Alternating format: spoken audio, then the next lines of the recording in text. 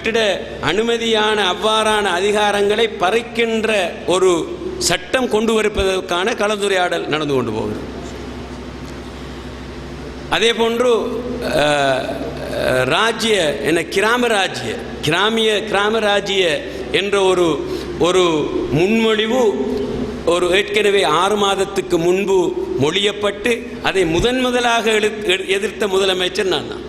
அதை நான் எதிர்த்தது மாற்றமல்ல, எங்களுடைய அமைச்சரவை கூட்டத்தில் அதை ஒரு விடயமாக நாங்கள் கதைத்து எங்களுடைய அமைச்சரவை முற்றாக அதை எதிர்த்தது. அதோடு அந்த இது நிறுத்தப்பட்டது. நான் ஏன் இதை சொல்லுகின்றேன் என்று சொன்னால், ஒரு புறம் அரசியல் அதிகார பரவலாக்கல் அல்லது இனப்பிரச்சினைக்கான தீர்வுக்கு ஒரு தீர்வு கொடுக்கப்பட வேண்டும் என்று வெளியிலே பேசிக்கொண்டிருக்கின்ற வேளையிலே அதிகாரத்தை பறிப்பதற்கான முயற்சி நடக்கின்றதா என்ற சந்தேகங்களை எழுகின்ற வேலை திட்டங்கள் என்று நடைபெற்று கொண்டு வருகிறது.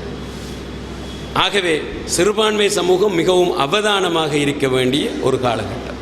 அதில் நான் குறிப்பாக கூறுகின்ற ஒரு விடயம், தமிழ் தேசிய கூட்டமைப்பும் ஸ்ரீலங்கா முஸ்லிம் காங்கிரஸும் மனம் திறந்து பேசி ஒரு சிறுபான்மை சமூகத்தினுடைய ஒற்றுமை குரலாக அதிகப்படியான அதிகாரத்தை பெறுவதற்காக பேசுகின்ற அதே வேளையிலே தமிழ் தேசிய கூட்டமைப்பும் ஸ்ரீலங்கா முஸ்லிம் காங்கிரஸும் பேசி எங்களுடைய ஒவ்வொரு இந்த சமூகங்களுக்கிடையே இனத்துக்கிடையில் உள்ள அதிகாரங்களை எவ்வாறு நாங்கள் முரண்படாமல் பகிர்ந்து கொள்ளலாம் அல்லது என்பதை நாங்கள் தெளிவாக பேச வேண்டிய தேவை எங்களுக்கு இருக்கின்றது.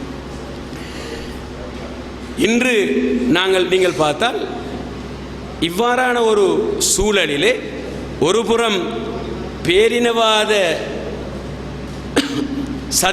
சவுத்திலே, அதாவது தெற்கிலே வந்து உள்ள பேரினவாத சக்திகள் இந்த விடயத்தை, இந்த தீர்வு கொடுக்கின்ற விடயத்தை குழப்புவதற்கான பல முயற்சிகள் செய்து கொண்டிருக்கின்றன.